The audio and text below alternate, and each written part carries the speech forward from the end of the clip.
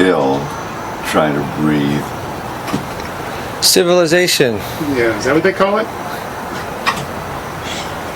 Remember that old song, Bongo, Bongo, Bongo, I don't want to leave the Congo. No. And my friend from Douglas, No, that was in the Arizona, 40s. Those 40s.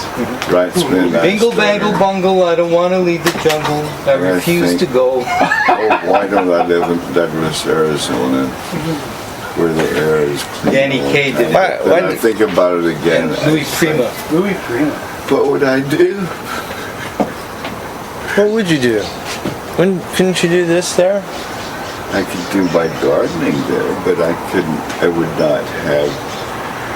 wouldn't have places where I couldn't go to restaurants, I couldn't go to really good Mexican maybe a good Mexican restaurant there. I couldn't. Well, this is where it's happening. Yeah. Somewhere between here and Brisbane, Australia. Warren Burt. Warren Burt is doing lots of active stuff. He sent me a packet of stuff that thick. He's really prolific, as he says, I'll sleep with any scale for a night. I sent him some preliminary sketches of what I was doing and made sure that he got that Fibonacci Society paper. As soon as he saw the Fibonacci paper, he began extrapolating and said, well, if you can do that, you can do these other, you can do the paleogs. He did all of those properly and just sent me back. He said, did I do these correctly? And so I've sent him a paper. I says, see, it's justified to the left, and you take the things off to the right. Well, when you're on the Lucas Triangle, you had better take a look at the left too. Because the things that are happening on the left side are just not a flip of the things that happen on the right side.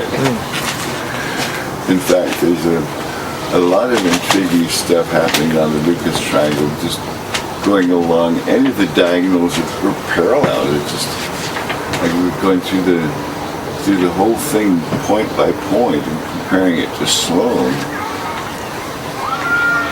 Are you adding up entries on diagonals, and are you adding up entries, or are you just looking at the actual numbers themselves on the scale? I don't have sound samples. I didn't quite hear your question. When you're looking at the Lucas triangle, are you looking at the entries themselves? Are you adding up entries along Oh yeah. the way, like you do? Well, I'll do some handwork using my little calculator and do the difference, a few different slants. Usually I just pull out the central slant, which will give you the Fibonacci series either right or left. But it will be achieved by adding different numbers up. Completely different sets of numbers. You will get on the left side.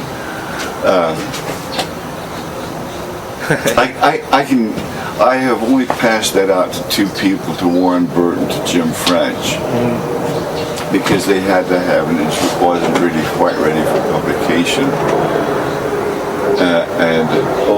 Craig Grady was over. I showed that to him. But I'm just so pleased that this came out of the Fibonacci. It saves me all that explanation, and it also saves me the embarrassment of saying I don't see these references anywhere. Now I said, head down his article as a reference, and it'll give you reference to 5 other, well, at least a total of 5 references that are there to the Lucas Triangle, which has been known since Hogarth first wrote about it, and he was one of the original founders of the Fibonacci Society. A bunch of college kids got together around the cafeteria and say, wouldn't it be a nice idea to make a society for the Fibonacci series? He said, oh, sure, why don't we do that? And we managed to scrape, $500 together, something. Somehow they managed to scrape that little bit of money together and started putting it out. And if you go to Caltech Library right across the ditch here, they're all lined up, one after another, as far as they go. It's a pretty long shelf now, but All of Fibonacci? all of the Fibonacci Society Quarterlies.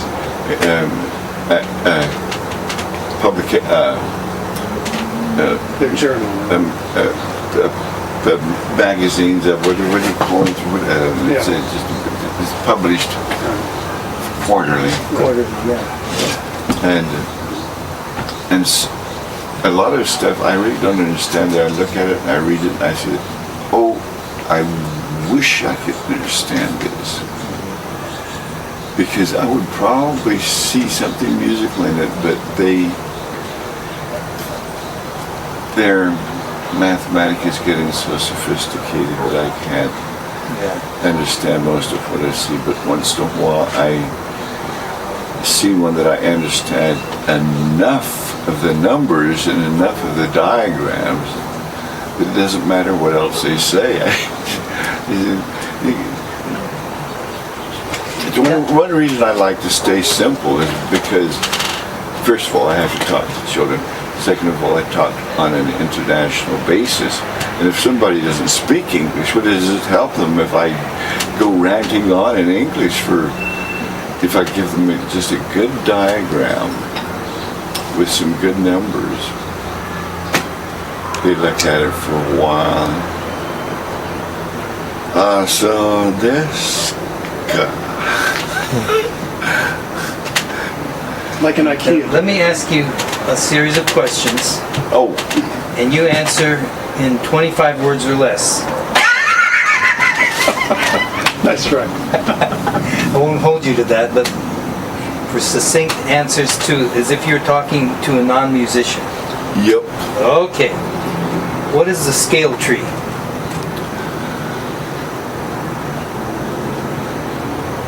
Oh, that's a good question.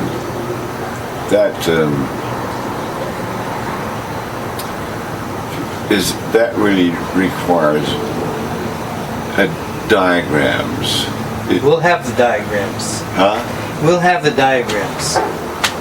A scale tree is where you take 0 and infinity, 0 being the ratio 0 over 1 and infinity being the ratio 1 over 0. And you add the top 2 numerals and you'll have a 1 on the top, and you add the bottom 2 numerals and you'll have a 1 on the bottom. And then you continue that sequence.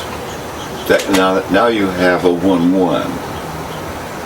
And you fix the 1-1 between 0 and infinity. And you continue to fill in those 2 gaps using the same technique. On the left-hand side, you add the 1 on the 0 on the top and the 1 and the 1 on the bottom, which gives you 1 over 2. And on the right-hand side, 2 over 1. Now you've got filled in, and now I guess you've filled in that gap. You continue to fill in the gaps forever. Gotcha. And every single ratio will appear in that series in their reduced form and sorted from left to right according to magnitude. Good. Did you hear what I said? Yes. There'll be a test. Did you believe what I said? It's difficult for some people to grasp, but But the people who define it says endlessly. They don't say infinity, because infinity is a noun, and they don't want you to stop on a noun when it's actually an incompleted thing that will never be completed. One theorist is proposing the theory of incompleteness. And she's got a fairly good argument. Mathematically, it is complete. But if you're trying to discuss the real universe, where does it end? It's incomplete. That's, at least that's the way she treats it. Second question. What are the horograms?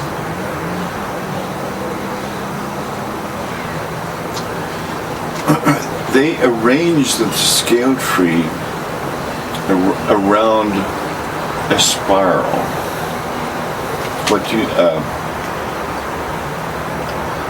you take the logarithms of the intervals and multiply them by 360 degrees and get the angles, and you just place either in centrals, concentric circles, or if you can do it nicely, you arrange them in spirals. When you do that, you start getting opposing spirals visually showing up in your picture, and you get a way of representing octaves and adding those to your picture, to the picture. And it's with the octaves being implicit, that once you go around, you've gone around an octave and you're starting the next octave up. Usually the octaves are the vertical axis, although in some cases they would be the axis going to the right if you're using the accepted set of Cartesian coordinates, x, y, and z. The x will go to the right and the y to the center, and the z up toward you. Third angle orthographic projection is what it's called in the drafting room. And that's the one thing that I got from working so many years as a draftsman, is how to understand the Cartesian projections and how to understand why 0 over 0 is simply the point right here where you take the directions from.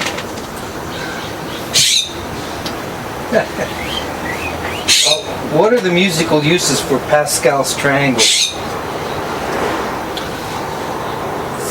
The musical uses are, the first one is that it gives the combinations straight across.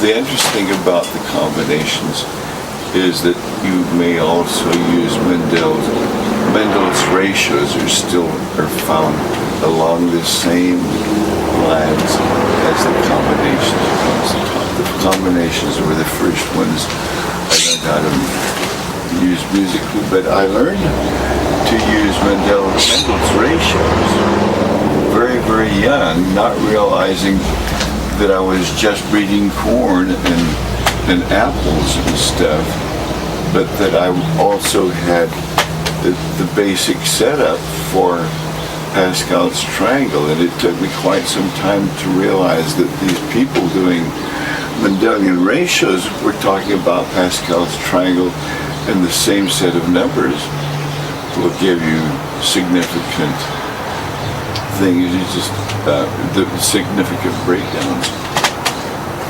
Did that begin to answer your question? Yes. All right. Into what subcategories would you break down the study of tuning systems? There are acoustic scales, logarithmic, equal tempered, non-octave. What else would you add to that? Continuum. which includes them all. Everything is one seamless continuum. Anyway, you can do anything that you want to. And I've told people that, and they become angry and slam the telephone down in my ears, saying, "I've been." So the field is wide open, huh? No discipline whatsoever, but actually, even if you're in the continuum, there are certain kinds of useful disciplines that will get you a long way. And even, I'm even toying with white sound now in 3 dimensions. That's not your answer. I'm not answering your question, but that's pretty well what the answer to your question for the moment. Okay. You've invented scales in all the above categories that we've talked about. Could you characterize some of the advantages of each, giving an example of resources that can be found in one system and not in another? The sizes of the generating intervals will vary from one to another, and the generating, you have the octave as one axis, and the generator is the other axis.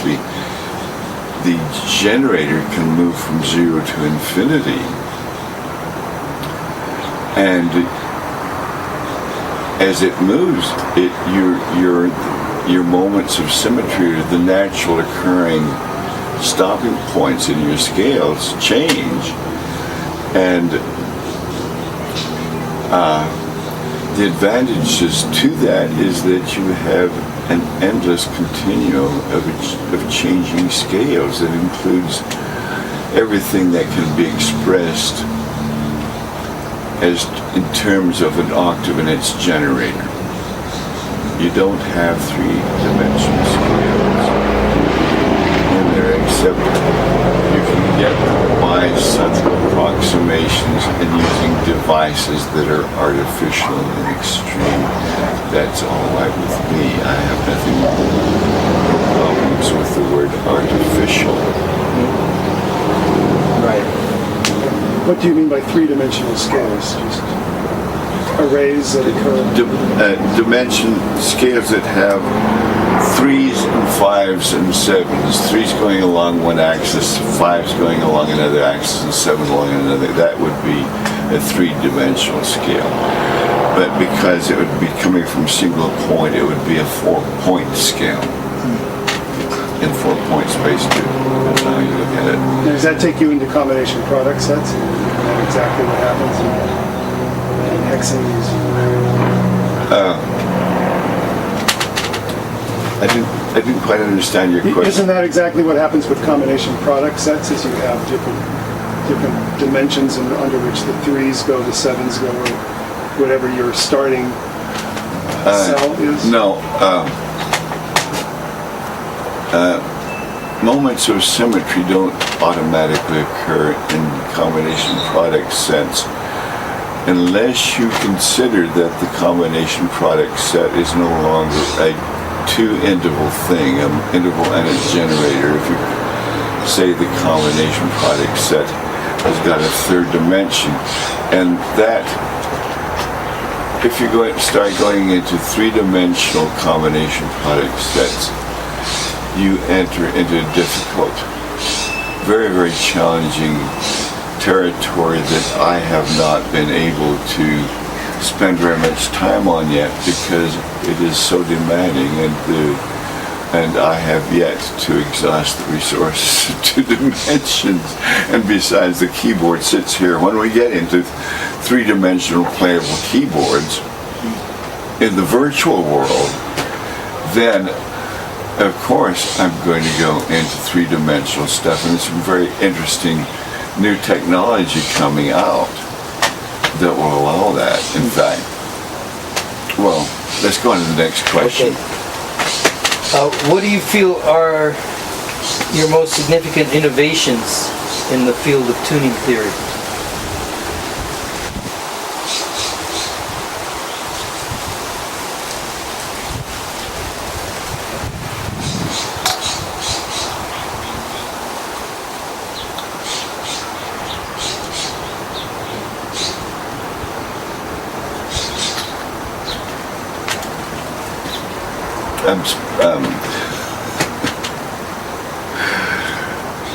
That's a difficult question.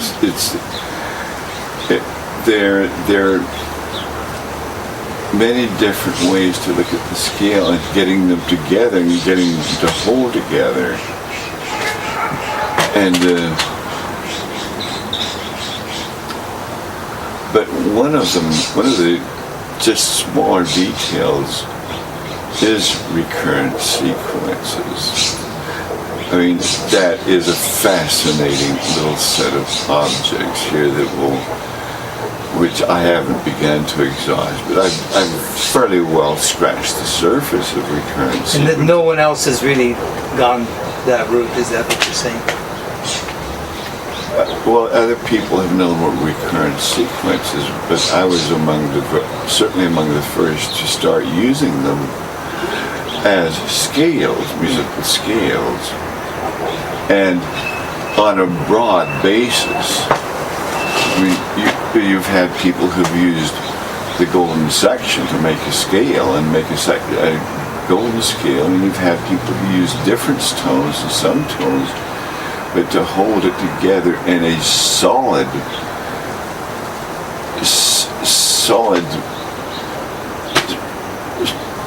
stuffness that you can actually shape the scales how you want them and choose what you're going to do with them. And where the options are there and under your control is another thing. And anyway, recurrent sequences. Have you done much actual composing with some of the scales you've created? I do some brief compositions in my mind's eye and make brief little notes. Sometimes I don't do the actual composing. I'll just set up the scales which I can hear and set up possibly the sequences and ask somebody who likes to and can, in fact, do skillful composition. I could do skillful composition if I wanted to do that, but I like to set the stage, and also there are people out there who really can compose and who really can perform far better than I can. And so I like to do what I like to do what I do very well. Not that I wouldn't like to do everything, but as long as I'm irresistibly drawn into exploration, when I realize that I'm seeing farther, and the farther I see, the easier it is to see farther. Once you can see to Catalina, you can clear away, and then you say, oh well, if I go up a little here, I can see farther out, and pretty soon you can see all the way to New Zealand. At any rate, sort of that way. Okay. What connection do you see between your work in music and that of someone like Emily Conrad in dance and movement? Time. They're both have their existence in actual time, and they can't be done on a timeless state. A picture can hang on the wall, it is timeless. But dancing, singing, drumming, drums in time, music in time, theater in time, memory in time, feeling in time, life is caught up in that dimension Einstein calls the fourth dimension, time, and we live it. But you ask people to define time, those end up giving you 5 or 6 different definitions of what kind of time you were talking about. The time of the day. A good time? A good time. You made a statement in the 60s that says, let's see how you feel about the statement now. while undoubtedly it is valid and admirable to study the scales of other people and other times, we are concerned primarily with the creative processes and the development and expression of our own arts.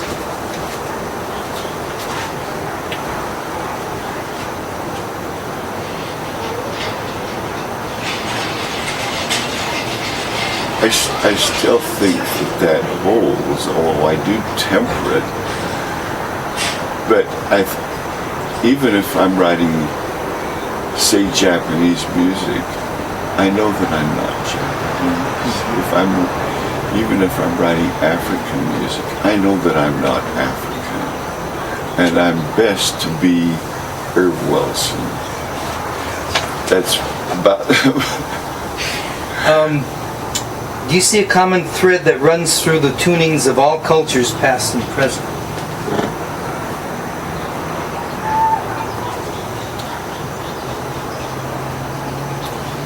Well, maybe not. I've heard beautiful music where you have just pure rhythm, for example.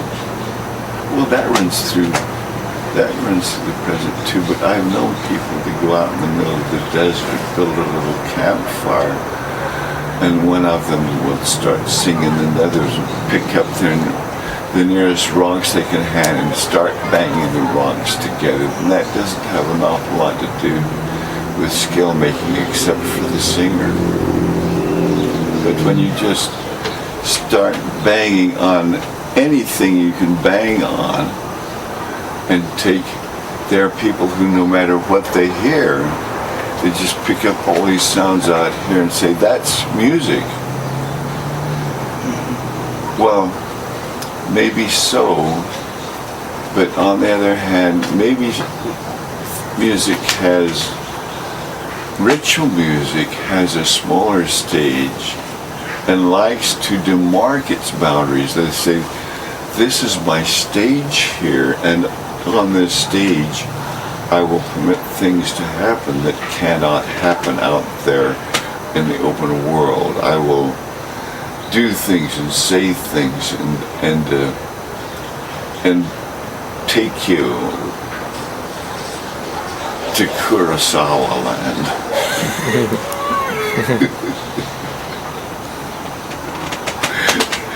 It's the ritual stage. I mean, what else can I say?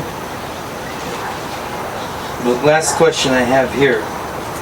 What connection do you see between musical scale design and botany? A lot of connections. The combinations, the genetic combinations used by Gregor Mendel to describe his sweet pea experiments could have been pulled right off Pascal's triangle.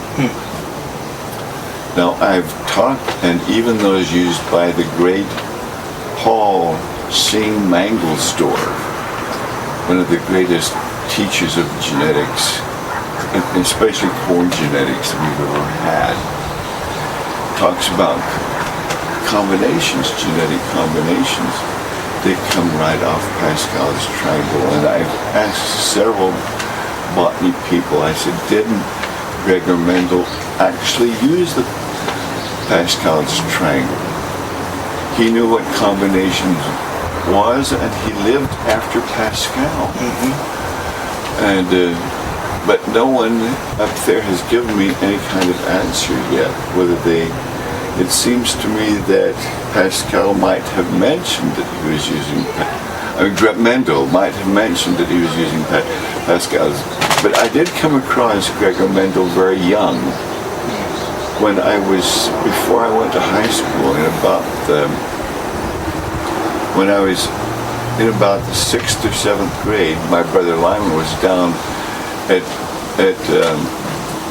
Orange State Academy taking high school, and they taught them a little school in botany, I think it was, and they had, in those early days, they had the presence of mind to teach him the exact Mendelian ratios and how he came about it, and I looked at that and read it, and I understood, and I said, Ervin, I can do that. And I spent hours and hours out there herding goats and figuring out what I could do with the combinations. It turns out the combinations, those are the genetic combinations.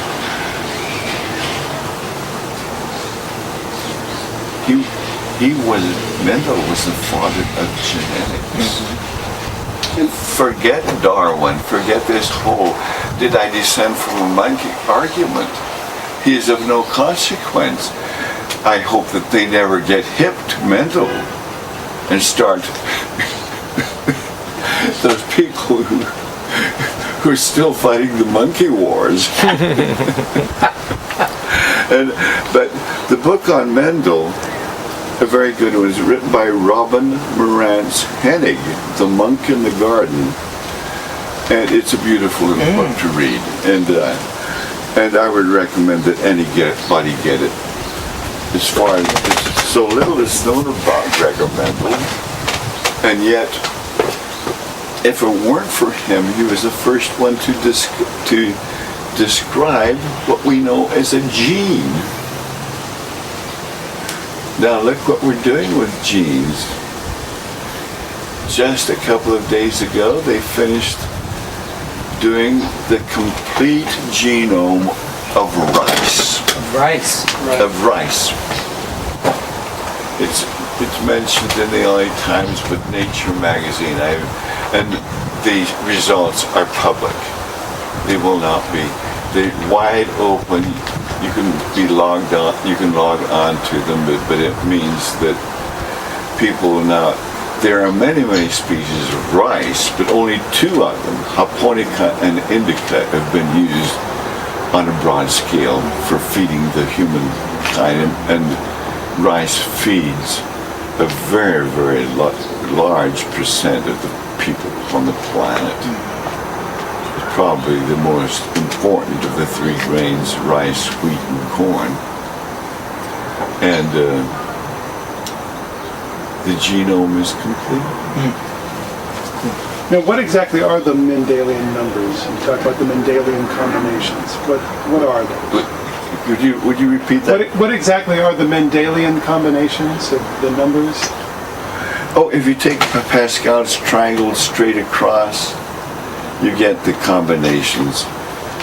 That's all the possibilities of 2 out of 8. Yeah. Those kind of things. Well, if you go down to the fourth line, you have 4 objects. You take the combinations of 1 out of 4, 2 out of 4, 3 out of 4, and 4 out of 4. And 2 out of 4 will give you the hexane, by the way. If you take the whole set of them, you will get what will amount to the Euler genera. Was that clearly spoken? Yeah. So you're pulling combination product sets and the Euler material right off of Pascal's triangle. Yes, indeed. It also takes you to the scale tree because it produces generators based on the diagonals, right? Yeah. It just does all of that stuff and more. I don't know where Pascal triangle stops. I have seen no end to the Pascal triangle. It is a universe. It's just another way of counting. Where you just count that way instead of this way. If you go into number theory, number theorists are still trying to prove things, or prove that they can't be proved, or proving that they can be proved, but that we will not have ever the time or the computer power to do it. Or right now they're figuring out ways to unlock cryptographic privacy. so much on. Marcus, do you have any questions you wanted to ask? How did you discover that recurrence relations are in Pascal's triangles?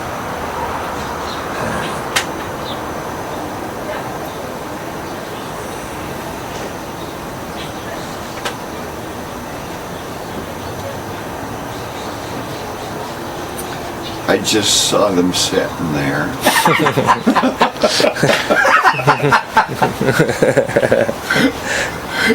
You stare at something long enough, and pretty soon you'll say, I've been staring at this thing all these years, and all of a sudden there it is in front of my eyes. The obvious. And you kick yourself. So why did it take me so long to see that? But sooner or later, if you've done your homework and are familiar with your territory and have been around the track, you start picking up on the details and subtleties along the way, and then you start noticing that these flowers smell this way, and these flowers that look just like these flowers smell completely different. I have one more question, unless you do. I was wondering, you started your search long before computers. Now you've had a taste of what they can do for you. Are you disappointed, or did you see? You seeing enough? Was there enough going on? I was very young. People were talking about computers, and the very earliest computers built would take up a whole building. But I knew that sooner or later, computers would be able to do what I wanted them to do. What I didn't know that it was going to come so quickly. When I was a kid, people were saying, the teacher was saying, someday we will be able to send pictures through the air. Or someday we will go to the moon. In my own lifetime yet. But I've always done my theoretical work with the knowledge that the computer will be there. And I've just set myself up. Don't hold in, Ervin. Just work for that computer. And now the computers are here, and I'm still making demands on the computer. Let me just show you the cover of a little magnet. You have a microphone. Oh. Are you?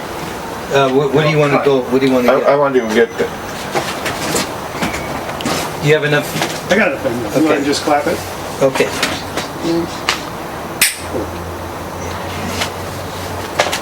Have you ever heard of a Delbert Ames? No.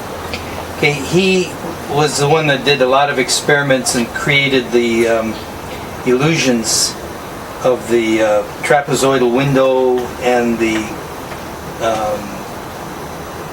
in the room, the distorted room where a child looks bigger. Oh yeah, You've seen those, I've right? been in those kind of rooms. Yeah.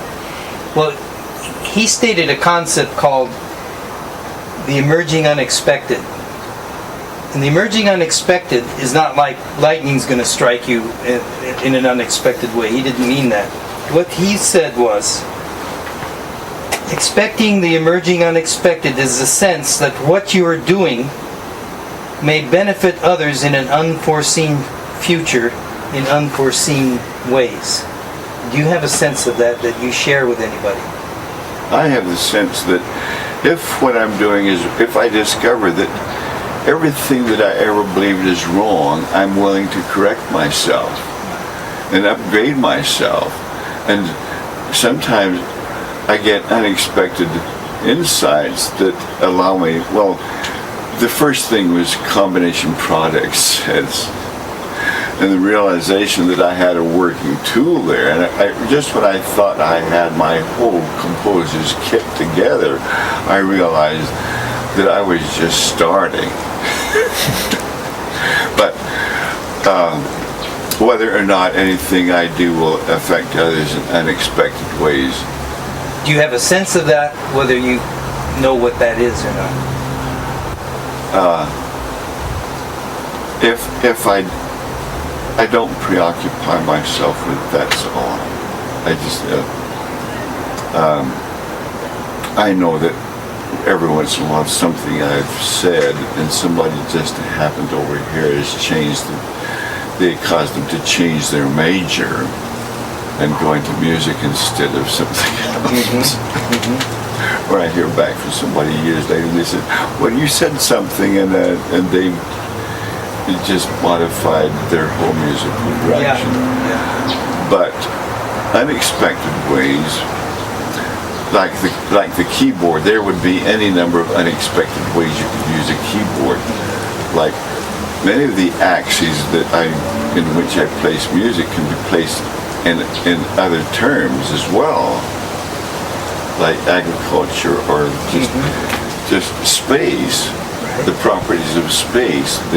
What I'm learning in music could certainly influence what Penrose and possibly even Hawkins are thinking about. But I don't dwell on it, and I certainly don't slap them in the face with that, because there are younger people coming along who will make both those gentlemen look bad. Anything anyone else wants to ask before we stop? I think we covered quite a bit of territory. Yeah. Monkey Garden. This is not a bad little book.